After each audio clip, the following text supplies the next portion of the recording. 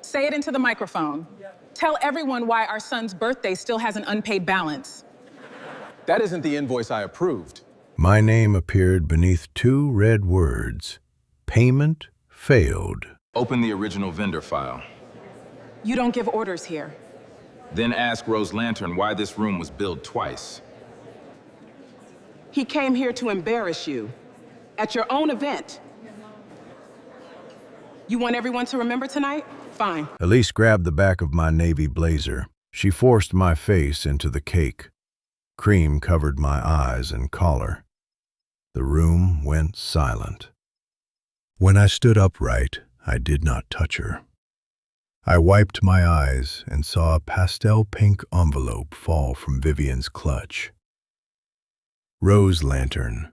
Events Advisory. General Counsel Nora Bell saw it too. Elise pointed toward security. My marriage is over. Remove him. I looked at the envelope, then at her. In 48 hours, I said, you may wish you had opened the original file. Two officers came up on either side of me, and neither one touched me, because they didn't have to. I walked. That was the last thing I got to decide for 2 days. Behind me I heard Elise's voice, pitched for one person and not for a room. Keep the camera running. Alderhouse had hired an official videographer that afternoon to shoot content for her department's social channels, which meant his lens had spent the day pointed at the stage and the cake table, and it meant Elise could request an edit of anything he captured. Past the planetarium room, the glass doors were sound insulated. Owen hadn't heard any of it. He was in a circle on the floor with the other kids, pointing at the rings of Saturn with both hands. He didn't see me. That was the only luck I had that day.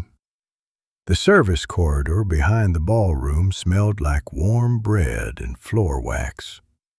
I ran the water at the deep steel sink by the dish station and put my face under it, and the frosting came off my beard in sweet ropes that turned the drain white. Nora Bell came out through the service entrance, still holding the thin leather folder she carried at every function. She did not offer me a towel. She did not say she was sorry. "How do you know Rose Lantern?" she asked. I straightened up. Water ran down inside my collar. "Because someone has hidden that name inside smaller invoices for 9 months, I said.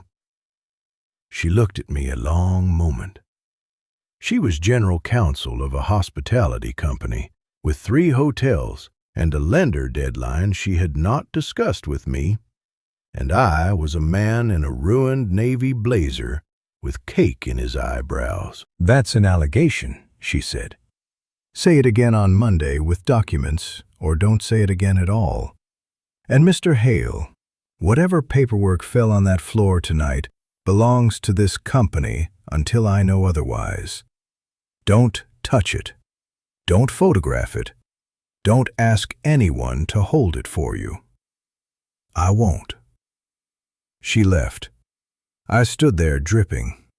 Then I took out my phone and texted Daniel Brooks, who managed internal audit at Alderhouse, and had never once, in 3 years of quarterly reviews, asked me a question he wasn't entitled to ask. "Find every authorized payment linked to Rose Lantern Events Advisory. Use only records you are allowed to access." He called back 40 minutes later while I sat in my car in the vendor lot with the engine off. "Marcus," his voice had a strange flatness. 17 payments, 9 months, all approved, all coded to guest experience, all under review threshold." I heard him breathe. "Founder, what am I looking at?" That was the first time anyone at Alderhouse had said that word to me out loud. Through the windshield, the pavilion glass was still lit gold, and my wife had just ended our marriage in front of 140 people, and I still hadn't decided what to tell any of them about who I was. "A pattern," I said. "Don't touch anything else tonight." I drove home to an empty house and did not sleep.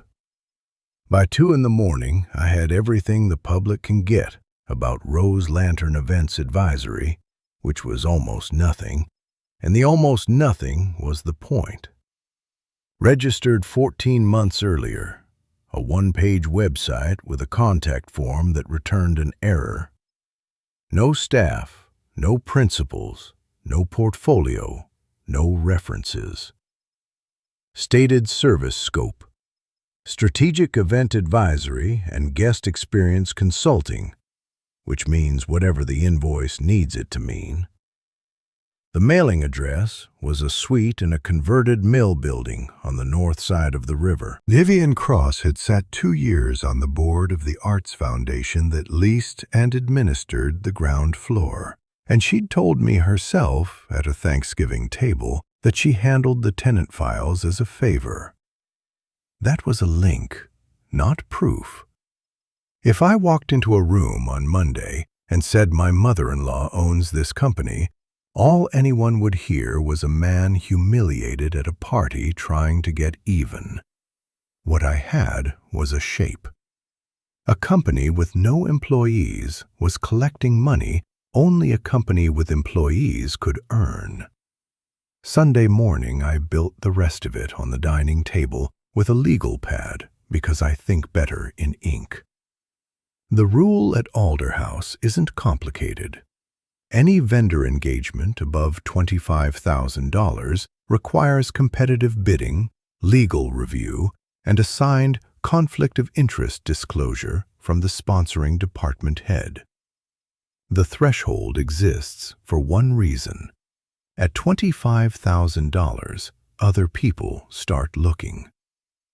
What happened was this. A single package of event services worth just under $74,000 had been broken into 4 separate invoices, each comfortably under $25,000, each submitted on a different date, each approved inside guest experience without a single competing bid.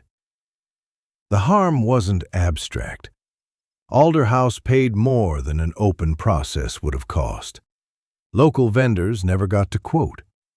The overage came out of an operating budget that also funds staff hours, and the department reported the difference internally as a savings initiative, which is how you get praised for money you are losing. Saturday's party was invoice 17, and in my own copy of the signed event agreement, the one I approved in March for the children's planetarium session and the cake service, my name appeared exactly once, on a line item for $2,400, marked paid in full, 6 weeks before the party. The balance on that screen had never been mine. I'd like to say I felt vindicated. What I felt was cold. A manipulated slide is not an accounting accident. Somebody had to build it. At 11:40 that morning, Vivian moved first. Nora forwarded it herself with one line on top. Read this before you say anything to anyone. 3 pages to the board liaison, and it was good. It did not call me a thief. It said that following a distressing private incident at a family event, Ms. Cross had reason to believe Marcus Hale had removed private vendor paperwork from the venue floor, that he had long sought access to Alder House financial data through his wife's position, and that the internal audit manager, Daniel Brooks, had an undisclosed personal relationship with Mr. Hale. Every one of those was either technically true or impossible to disprove quickly. That's how you build a real attack. You don't lie about everything. You lie about one thing and let the true things carry it. By noon, Daniel had been asked to stand down from anything touching guest experience procurement. Nora coded one. Bring me every device you have ever used to access an Alder House system. Laptop, phone, tablet, anything at home. Independent counsel will image them. All right. You don't sound worried. I'm not worried about what's on them, I said. That was the second stupidest sentence I said that weekend. We met at 3 in a mediation office on Cedar Street that neither of us had chosen, with a conference table and a box of tissues nobody used. Elise came in a pale pink blouse and charcoal skirt, black hair in the same neat bun she'd worn the day we met, and sat down with her hands folded like a woman about to conduct a performance review. Did you know your mother controlled Rose Lantern? I asked. I knew she advised them, Elise said. That isn't the same thing. It's the same thing if she's a signatory. You don't know that she is. No, I said, I don't. Yet. She didn't flinch. She turned a pen over twice, set it down, and for the first time in 9 months, stopped managing the room. Do you want to talk about the last 4 years, Marcus? Or about invoices? Both. Then mine first. Her voice stayed even. You take calls in the garage. You go quiet for 2 days and come back and say, it was a client. You've never told me the name of a single client. There's money in this family that doesn't come from anything I've ever seen you do. When I asked, you said, I sold a company once, 4 years ago. And every time I ask a second question, you look at me like you're taking notes. That's not what I'm doing.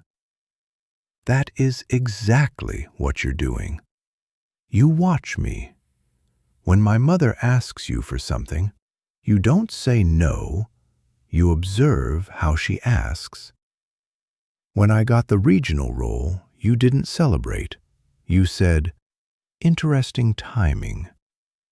Do you know what it's like to live with a man who is grading you? I didn't answer, because there wasn't an answer that was both true and comfortable. You keep asking what I hid, she said. You never told me what I was married to. You're right, I said. She blinked. That she hadn't been ready for. I've kept things from you, not because of anything you did, because of what I decided about people a long time ago. And I let that decision live in my house for 4 years without telling you it was there. That's mine. I'll own it in front of anyone you want. Then own it now. I will. On Monday, in front of the people it actually affects. I leaned forward. But hear the other half. Somebody built a slide with my name on a balance I never owed, and put it on a 10-foot screen in front of your colleagues. That wasn't a billing error. Errors don't rehearse. She stood and gathered her things without hurrying. My mother has spent her whole life being told she's decorative, Elise said at the door. You've spent 4 years proving her right. I'd think about that before you decide who the villain is. Then she was gone. And I sat there realizing that the woman who had pushed my face into a cake had just made a point I could not answer. Marisol Vega reached me that evening, and she did it the correct way, which is the only reason any of it survived. She called Nora's office, not me, and asked whether she was permitted to speak with company counsel about a calendar. Nora put her on a line with me listening. Marisol had been Elise's executive assistant 4 years. She started 3 sentences with, I'm sure there's an explanation. In February, she said, Ms. Hale asked me to create a recurring calendar block, 90 minutes every other Tuesday. She asked me to title it Family Planning. Did you attend? No, I'm not on those. A pause. But I walked past the small conference room twice on those Tuesdays, and Mrs. Cross was in there, and Ray Feldman from Procurement Coordination. Do you know what was discussed? No, sir. Her voice tightened. In April, she asked me to remove the series from the shared calendar. Not cancel it, remove it, so it wouldn't appear in history. Did you? I did what I was asked. That's my job. One more thing before she hung up. Ms. Hale hired me when nobody else would return my calls. Whatever this is, I'd like it very much if you were wrong. By Monday, she was on administrative leave, pending a records handling review. An hour later, the board liaison sent a one-line directive. Pending the audit committee's assessment of the Cross letter, I was to have no direct contact with Alderhouse staff.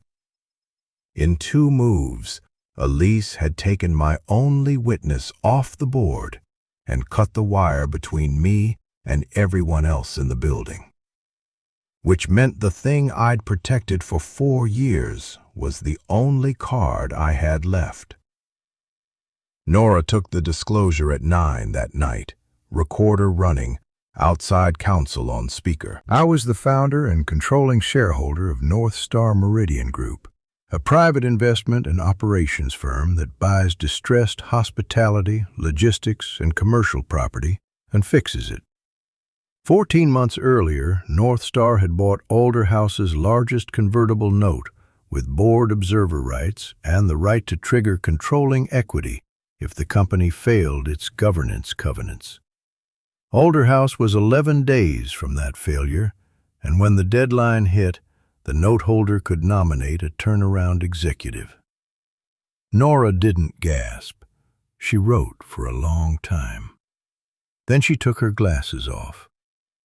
Did your wife know, she said, that every promotion she chased was inside a company you might control? No. Did anyone in her family know?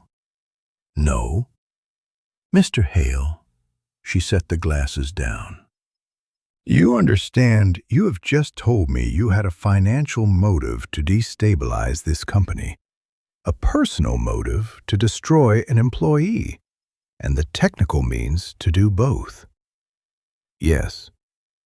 And you're telling me anyway.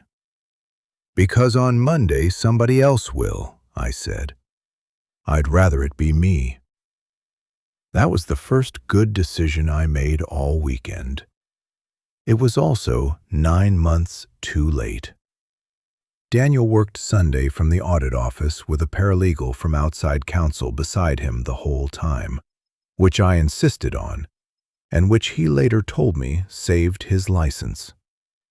He found 3 things: a sealed vendor packet in off-site storage, Alderhouse archives the original hard copy disclosure file for every emergency exception engagement, sealed and initialed and never opened without a custodian.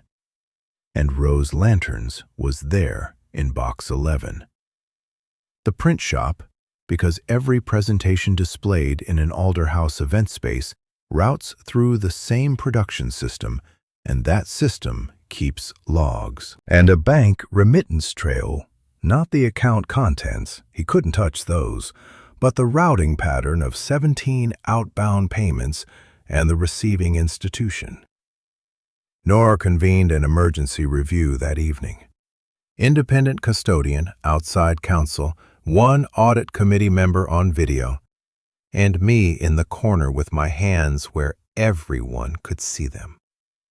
I'll be honest about how I felt walking into that room. I felt finished. A physical document, third-party metadata, a money trail, all inside a legitimate process. By Tuesday, I thought, this would be a compliance matter and not a marriage. The custodian retrieved box 11 at 7:15. The seal was intact. The packet carried the guest experience department code, the emergency exception stamp, and 2 sets of handwritten initials. I did not touch it. It went from the custodian's gloved hands to Nora's. At 7:20, while she was logging the chain of custody, my phone lit up, and the leak was already 3 hours old. Vivian had gone straight to senior leadership. Marcus Hale is a secret billionaire. He hid his wealth from his wife for their entire marriage. He is about to take control of the company where she works. All of it landed in their inboxes after Elise ended the marriage, which meant the sequence told a story on its own. Not compliance. Revenge dressed as compliance. Nora read my face and kept going. She cut the seal with a letter opener and drew out the contents. 1 sheet of paper, blank. Nobody spoke for about 8 seconds. The custodian confirmed for the record that the seal had been intact and the box unaccessed since filing, which left 2 possibilities, and outside counsel said both out loud. Either the disclosure was pulled before the packet was sealed, or it was never placed inside at all. Either way, the record that was supposed to prove Rose Lantern had bypassed conflict review no longer existed. And the absence of a document proves nothing, because absence is exactly what an innocent filing error looks like. Then the IT reviewer, who had been imaging my devices all afternoon, asked a question in a tone I recognized from the other side of 100 deal rooms. Mr. Hale, was the guest experience procurement folder accessed from a tablet in your home? My wife works from home 3 nights a week. The logs show 4 sessions, 2 of them at 1 a.m. and 1:40 a.m. He turned his screen slightly. The credential was stored on the device, not entered, stored. There it was. 2 years ago, Elise had a vendor collapse the night before a donor gala and spent 6 hours on the phone from our kitchen because she couldn't get into the system on her laptop. I set up the tablet that weekend. I saved the login myself so she'd never be locked out again. I remember being pleased with myself. I remember thinking, this is a thing a good husband does. Every one of those 4 sessions had come from my home IP on a device I configured using a credential I stored. The digital evidence was not gone. It was worse than gone. It was contaminated by me.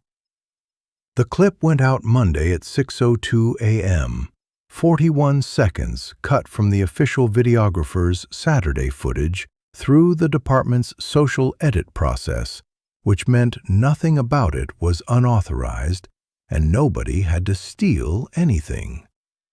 It opened after the invoice accusation. A man in a wrecked navy blazer with frosting on his face wipes his eyes, crouches slightly toward a pink envelope on the floor, and is walked out by 2 security officers. It did not show the slide with my name under 2 red words. It did not show me asking for the original vendor file. It carried no audio of the words Rose Lantern. It did not show Vivian's clutch, the envelope falling, or Elise's hand on the back of my blazer. The internal caption read, "Billionaire husband removes private vendor material after wife ends marriage." By 8 a.m., it had gone through every staff channel in 3 hotels. I sat in my kitchen and made an honest inventory because that's what you do when the floor is gone. My evidence was destroyed. An empty packet and device logs pointing at me. My credibility was destroyed. 41 seconds had turned a documented fraud pattern into a rich man's grudge. My allies were gone. Daniel suspended pending the audit committee's review of the cross letter. Marisol on leave and frightened and answering nobody. And at 8:40 the board liaison called to tell me the special committee had suspended consideration of the note holder's turnaround nomination indefinitely. Every one of those failures traced back to the same source, and it wasn't Vivian, and it wasn't Elise. I had investigated alone. I had held my identity in reserve like a card instead of declaring it like a conflict. I had stored a credential on a device in my own house because I wanted to be helpful without being asked. I had spent 4 years believing that if nobody knew what I had, I would finally see who people really were. Secrecy hadn't shown me the truth about anyone. It had made me the least believable person in the room. At 11, I called Owen at my sister's house because Monday mornings were still ours. "Dad," he was chewing something. "Did you know Saturn's rings are only about 30 feet thick in some places? 30 feet. Like a house." "That's not possible." "It is, the lady said." "Then I'll take it up with the lady." He laughed, and something in my chest came loose about half an inch. He told me about the model he'd built, and the girl who kept saying Jupiter when she meant Saturn, and how he'd taken the brass compass out of the Navy case to show the other kids the engraving. Then he asked, "Why did you leave before the telescope part?" "The rooftop terrace." I had bought that hour for him in March and paid for it 6 weeks early. "Sometimes adults let pride choose their direction," I said. "Did you?" I opened my mouth and nothing came out of it. My 9-year-old waited. He is a patient kid. He gets that from his mother. "Let me think about that one," I said. "I'll answer it properly." "Okay," he said, and went back to Saturn. After I hung up, I sat with the Navy case in my hands. I'd had that compass restored last spring, and the inside of the lid engraved before I gave it to him. Choose your direction before someone else chooses it for you. I opened the case. Empty. He'd had the compass since Saturday. Looking at that empty velvet, I understood I had written those words for a boy and never once applied them to myself. For 4 years I had let a warning my father gave me at a kitchen table choose every direction I took. He sold the family business when I was 15 and got rich in a single afternoon, and I watched relatives turn into applicants and friends turn into proposals, and he told me, people behave differently when they think your money can change their lives. He was right. But I turned a true observation into a private religion, and its first commandment was, never let them know, and then you'll finally know them. I had married a woman and enrolled her in a test she never agreed to take. I called Nora at 12:15 on Monday morning. "I need you to do something, and I need you not to argue about it." "That's not how I work." "Remove me from every decision involving my wife," I said. "Rebuild the case as if I never existed." A long pause. "Say that again, slowly." So I said it again, and then the rest of it, and it took 20 minutes. Full public disclosure of the North Star note and of my marriage to the entire staff, in person, before any finding was presented. Independent procurement review instead of internal audit. An external forensic accountant with no prior Alderhouse engagement an independent IT specialist for every system question, including the ones about my house. Third-party records only, nothing that had passed through my hands, my devices, or my home. And formal recusal, no vote, no advice, no comment on any employment decision involving Elise Hale. Nora and the special committee would decide. Nora listened to the end without interrupting. "You understand what you're giving up," she said. "Tell me anyway. If the committee reviews this properly, your wife may keep her job. The evidence may not reach a termination standard. She could be in that building in 6 months with a letter in her file and nothing else." Her voice didn't soften. "And you'll have handed her the tools that got her there." "I know." "Why?" I looked at the empty case on the table. "Because if I decide what happens to her, everything she said about me on Saturday becomes true on Monday. And because there are 3 hotels full of people whose hours are getting cut to pay for a company with no employees. And I've been treating this like it's about my face." I stopped hunting for proof that I hadn't failed and started building something that could stand up without me in it. Which meant the second thing, and it was harder. I spent Monday morning writing my own disclosure, and I made myself put in the parts I didn't want. That I had concealed a controlling financial interest in my wife's employer for 14 months and hadn't told her, or Nora, or the board until a public incident gave me a reason to. That I had stored an administrative credential on a household device, a security failure that belonged to me alone. That my delay had cost this company time it didn't have. Daniel called at 10:20. The audit committee had offered to lift his suspension if he'd sign a statement confirming I had instructed him to obtain restricted procurement material.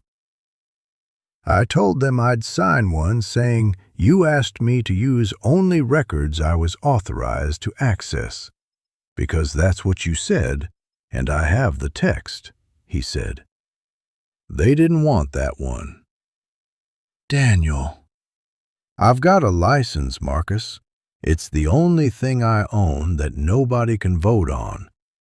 I'll take the suspension." Marisol would not send me anything and would not talk to me. Through independent counsel, she agreed to preserve her archived calendar backup and turn it over under a litigation hold with the outside firm as custodian. Both of them chose their own risk. Neither solved my problem for me.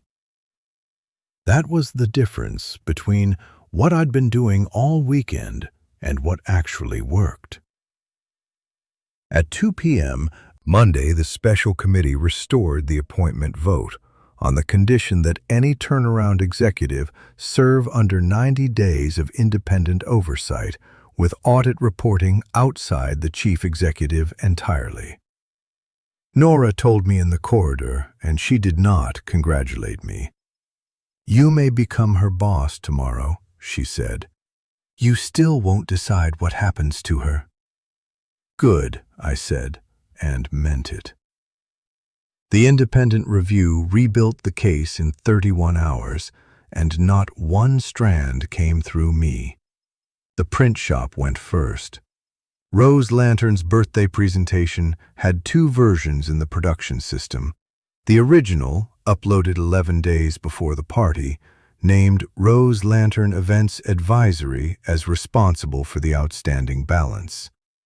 The altered version, uploaded at 11:52 p.m. the night before, replaced that line with my name. The metadata showed it had been transmitted from Elise Hale's corporate account. The limit, which outside counsel stated before anyone got excited, was that a corporate account is not a person. Accounts get shared in a crisis. The bank record went second. Under subpoena to independent counsel, the receiving institution confirmed that the account collecting Rose Lantern's payments listed Vivian Cross as an authorized signatory. The limit was that a signatory can claim to be a bookkeeper doing a favor. Marisol's archived calendar came third. The forensic firm recovered the deleted series. Title: Family Planning. Participants: Elise Hale, Vivian Cross, Raymond Feldman from Procurement Coordination. First occurrence: 3 weeks before Rose Lantern's first invoice. The limit was that there was no recording. 3 people in a room is not a crime. The fourth strand was the one that mattered, and it didn't come from a document at all. It came from the architecture. The IT specialist mapped how Rose Lantern's invoices had actually moved and found a hidden approval route inside the guest experience workflow. It split any submission above the review threshold into sub-threshold parts. It flagged those parts as emergency exceptions, which skips competitive bidding. It suppressed the audit alert that fires when one vendor gets repeat exception treatment. And it hard-coded a single vendor ID into its priority queue. The vendor ID was Rose Lantern's. A route like that can't be created by an ordinary user. It requires departmental administrator privileges, and in 14 months, exactly 2 people in guest experience had held them. One of them had retired to Arizona 4 months before Rose Lantern was registered. Sunday night, I would have run into a room with that. Monday afternoon, I understood what it was. A mechanism with no fingerprints on it. Nora asked me one more question before the town hall, and I've thought about it more than anything else from those 3 days. The full birthday footage, she said. Unedited. Do you want it in the presentation? I knew what it would do. 400 people would watch my wife put a man's face into a cake, and every one of them would decide who to believe before a single number reached the screen. No, I said. It's relevant to intent. It's relevant to my intent, I said. What she did to me was personal. The company must decide what she did to the system. Elise moved at 1:15 with an all-staff memo, and it was well made. She congratulated the leadership transition. She pledged full cooperation with any review. And in the last paragraph, she asked colleagues to remember that private grievances should never determine a person's employment. She wasn't defending herself.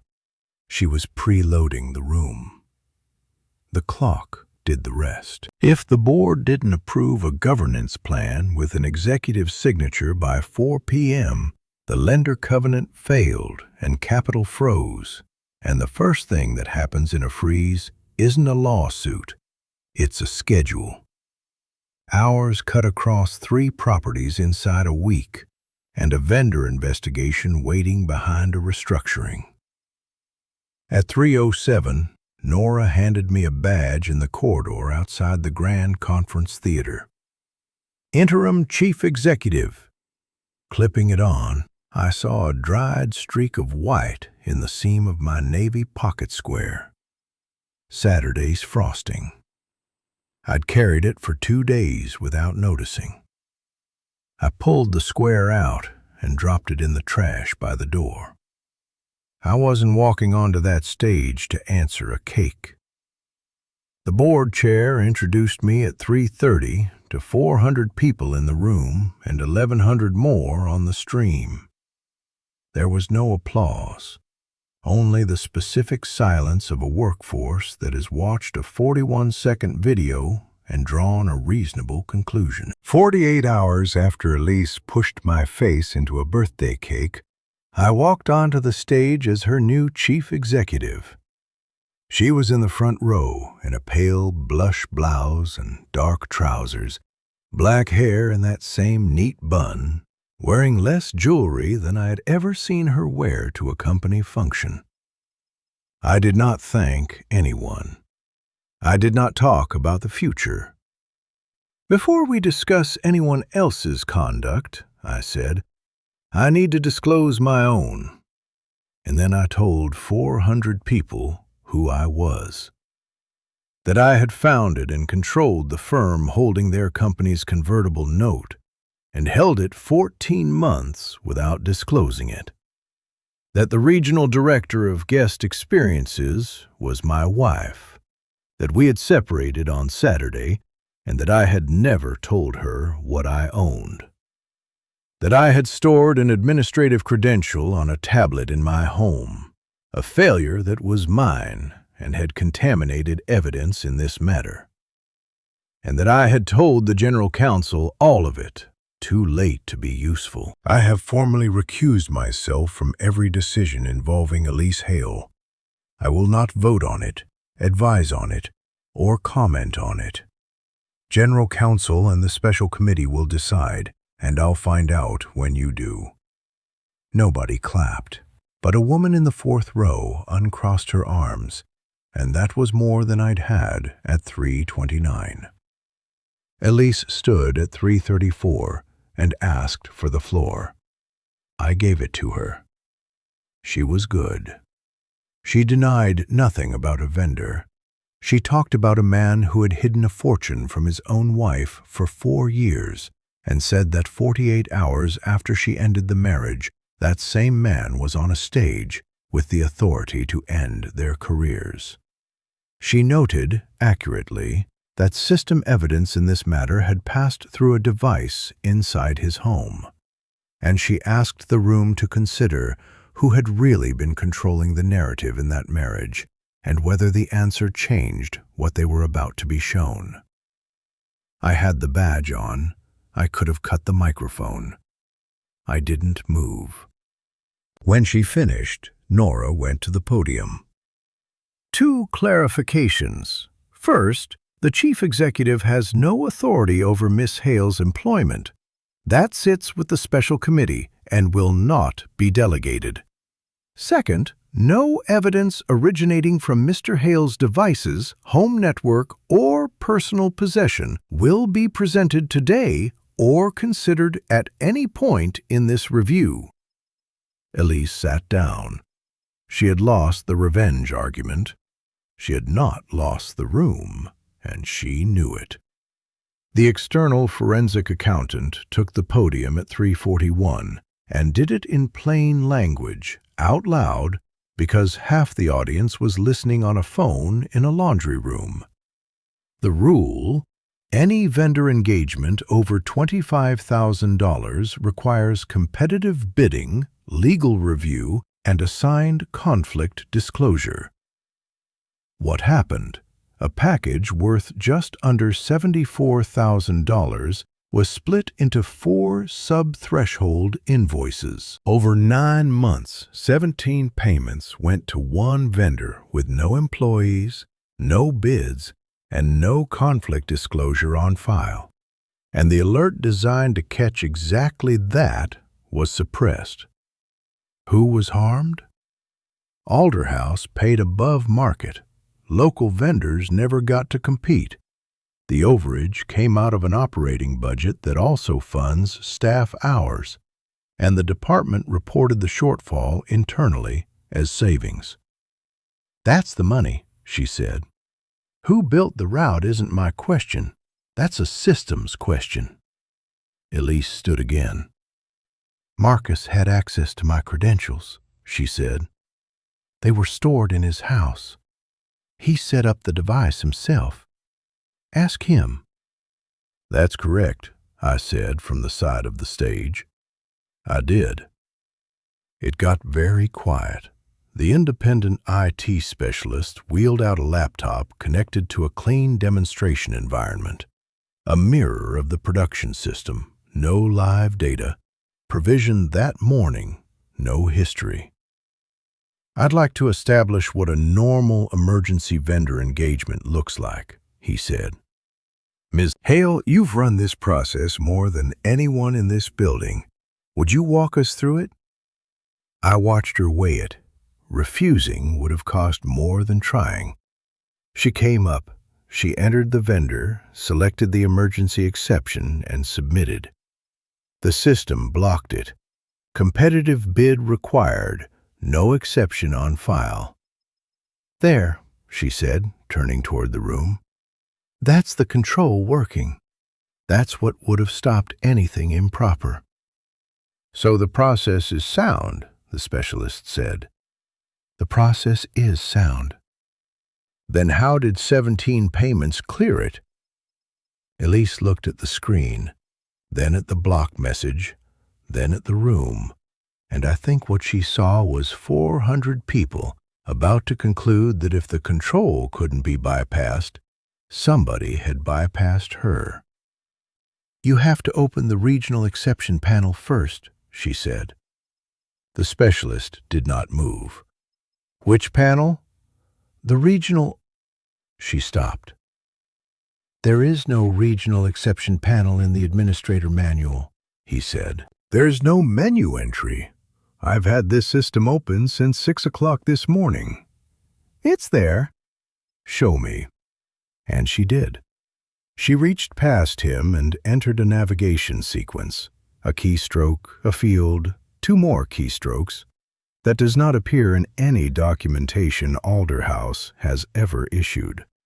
It took her 4 seconds. It was muscle memory. A panel opened on the screen. RL-priority. The room made a sound I have never heard 400 people make. The specialist read the header aloud for the stream. "How did you know that route existed?" She did not confess. That's the part people always get wrong about how this ends. She never said one incriminating sentence. She tried to close the panel. When it didn't close, she opened permissions and tried to revoke an archived access flag belonging to Marisol Vega. When that failed, she went into display settings to hide the panel from the interface. 3 actions in about 11 seconds in an environment that logged every keystroke live on the screen behind her. The specialist projected the production audit log beside it. The route had been created from a departmental administrator profile registered to Elise Hale. The Rose Lantern vendor ID was hard-coded into its priority queue. Alert suppression had been switched on the same day the recurring calendar series was deleted, and the session that uploaded the altered birthday slide at 11:52 p.m. had authenticated inside that route. Nobody had to accuse her of anything. She had shown 400 people that she knew how to find a door that officially did not exist, and then tried to lock it. The special committee recessed at 3:48 and returned at 3:54. They revoked Elise Hale's administrative access and placed her on paid suspension pending full, independent review. They terminated all Rose Lantern contracts effective immediately and referred the vendor relationship for civil recovery. They approved the governance plan at 3:56 p.m., 4 minutes before the deadline, and confirmed my appointment as interim chief executive under 90 days of oversight, with audit reporting outside my office entirely. I did not fire my wife. I never had the authority to, and I had made sure of that 2 days before I would have wanted it. Before I left the stage, a man in the 3rd row asked the only question that mattered to him, whether any of this was going to cost them hours. "Not from this," I said. "And I want to be clear about why we're here. What happened to me at that party was personal. What happened inside this system affected every employee whose budget, hours, and trust were taken from them. The independent review took 5 weeks. It found that Elise had not personally received vendor money. It also found that she knew of a family relationship requiring disclosure and did not disclose it. That she used emergency exceptions to avoid competitive bidding and permitted invoice splitting. That she took part in a deleted onboarding meeting with the vendor's controller. That the manipulated presentation was uploaded through a route registered to her profile, and that she tried to alter archived permissions during a live review. The special committee terminated her employment. I learned about it in the same email as everyone else. Rose Lantern was permanently barred from Alder House and every North Star-held property, and a civil settlement required repayment of the overbilled amount. Vivian Cross resigned from 2 community fundraising boards within the month, quietly, citing family circumstances. No courtroom, no confession, no scene. There rarely is. Daniel Brooks was reinstated with back pay, and his first act was to demand that internal audit report permanently outside the chief executive's office. I signed it the day he asked. Marisol Vega moved to compliance operations with a written finding that she had preserved records correctly under pressure, which in her work is worth more than a promotion. I kept the interim role under oversight I couldn't vote on. A letter came in November, forwarded through counsel. Elise wrote that the cake was not an impulse. She had felt the room slipping and wanted it back, and she had known what putting my face into it would do to how people heard everything I said afterward. She wrote that she had understood the vendor relationship required disclosure and had chosen not to make one. She did not ask for her job, or for the findings to be withdrawn, or for forgiveness. I read it twice and wrote back, "I received your letter. We will handle everything involving Owen calmly and privately." That was all. Forgiveness that arrives on schedule isn't forgiveness. 6 months later, Owen turned 10 at the Community Observatory on the East Ridge. No ballroom, no donor wall, no screen, no microphone. 14 kids, 2 folding tables, and a sheet cake from the grocery store that nobody photographed. I wore a navy overshirt and jeans. Elise came in a muted pastel pink cardigan, hair in the same neat bun, and we did what separated parents trying to be decent do. Stood 8 feet apart, let him have both of us, and said nothing about the last 6 months where he could hear it. At dusk, they ran an astronomy navigation activity on the field, and Owen took the brass compass out of his coat and held it flat on his palm the way I'd shown him. "Does a compass always know the right way?" he asked. "No," I said. "It only tells you which direction you chose. You still have to decide whether it was the right one." He thought about that for maybe 2 seconds, which is the correct amount of time at 10 years old, and ran off to the telescope station with it, and the case was left in my hands. Navy leather, empty velvet. 6 months earlier, I had sat at a kitchen table, holding that same empty case, and felt robbed. This time it was empty because the gift was out on a dark field, being used for exactly what it was made for. For years, I believed hiding my power was the only way to see the truth in other people. What I never understood was that secrecy changes the person holding it too. It teaches you to observe instead of speak, to test instead of trust, and to prepare for betrayal instead of preventing it. Becoming my wife's boss took 48 hours. Becoming a man who no longer needed control to feel safe took much longer. So tell me in the comments, when does privacy protect a relationship, and when does it become a betrayal of its own?